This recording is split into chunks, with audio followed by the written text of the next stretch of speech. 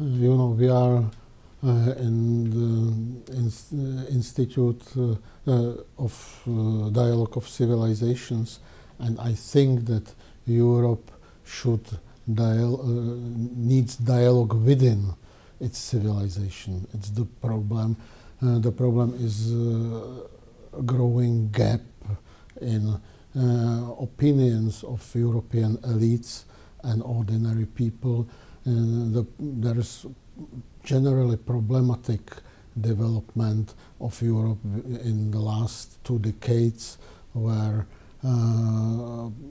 progressivist ideas changed the whole mainstream in politics, in media, in culture, and this stream tries to change the traditional European values, the traditional European societies. And that's, in my opinion, is the main problem and the cause behind all these shakeouts we are facing now. There are many isms, we can call them generally, radical feminism, genderism, environmentalism. There are strengthening tendencies to regulate all aspects of human lives. The European integration has changed this paradigm from opening up the borders for free activities of individuals, and it replaced it by regulation and artificial unification of the whole continent. And all of that creates tensions and creates those problems which resulted in such phenomena like Brexit, like strengthening of political movements and parties which are openly against contemporary trends in European integration and so on. The main slogan of the Velvet Revolution was "Back to Europe." Back to Europe, which in fact is a nonsense because we have always been part of Europe. We never left it, but people believed that the EU and Europe is the same, and believed that it's the West which the generations of their parents and grandparents knew and were raised up in such an environment. So it was traditional European society based on family, based on nation state, based on European traditional values. And now, after more than a decade of our EU membership, people in Central and Eastern Europe start to discover that the contemporary EU is something different, that it's the society I have mentioned at the beginning, so driven by tendencies which are getting closer and closer to the system of so-called real socialism we abandoned 27 years ago, And so it explains the disillusion of important parts of our population and skepticism about the way the EU proceeds. And it's not just ideology and just political tendencies, but EU faces serious economic crisis.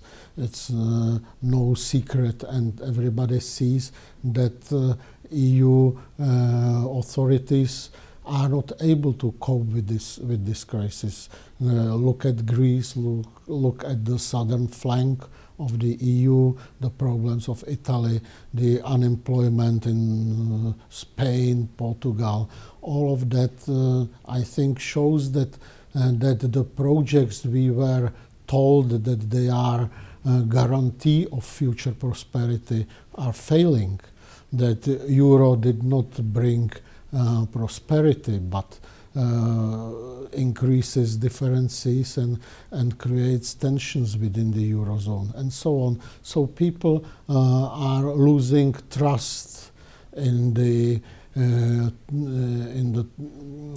slogans which they were taught at the beginning, you know.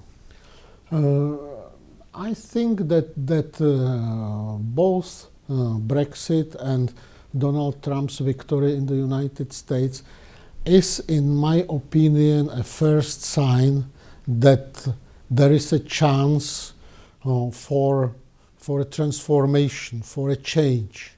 That people in America, people in Britain show that they were fed up with the current state of the affairs, and with their radical change of attitudes, I think there is a chance that the gradual decline of the West can be reversed, that the policies and tendencies which created this decline can be abandoned, and Europe and America can return back to the source of their former strength, to the sources of their former prosperity, and become competitive again with the rest of the world. So it's, I think, positive signal. It's not a negative as it's been always seen in the mainstream media, but I think it's a positive signal that something happens and that people are able to bring about a change, and that's important. Different speeds within the European Union already exist. No, everybody knows that. Some people have common currency, some countries have, some don't, and so on. There are many differences. Some are Schengen members, some not. It's reality already now. Czech politicians and I think Visegrad Group top politicians rejected this idea of multi-speed European Union. But I think that that Europe needs much more substantial change than just multiple speeds. You know, it should revise all these concepts of artificial unification and political unification of the continent, or at least its bigger part of the continent, and it should not be. It should abandon social engineering and big visions and so over-ambitious political goals.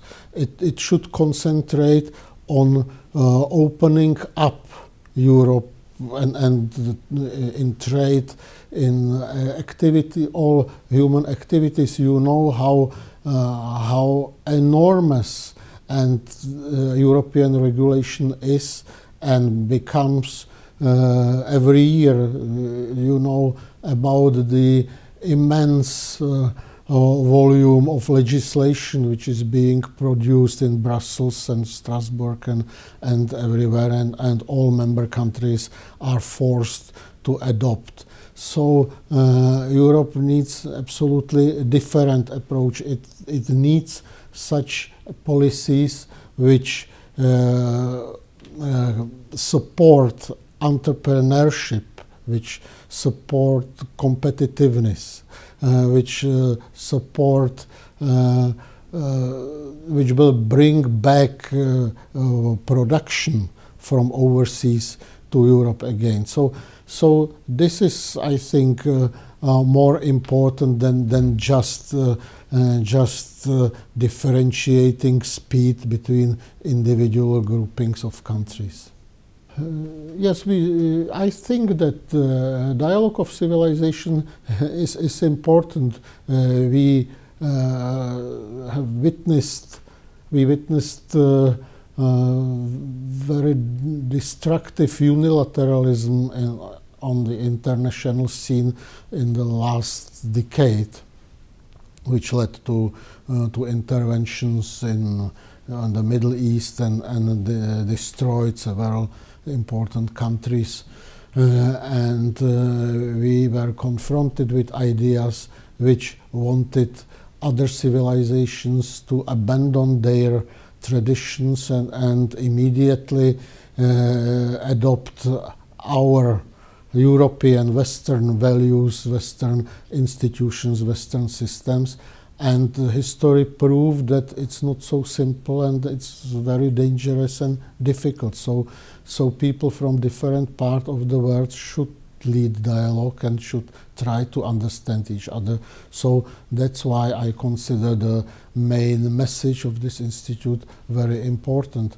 And on the other hand, I believe that it should, because not only because it's based in Berlin, headquartered in Berlin, it should pay sufficient attention to Europe itself, because we are now facing serious problems. What are the principles of our civilization? What are the basic values? The consensus about that evaporates. So understanding ourselves is the precondition, in my opinion, to understand other civilizations, other people, people from other continents, and so on.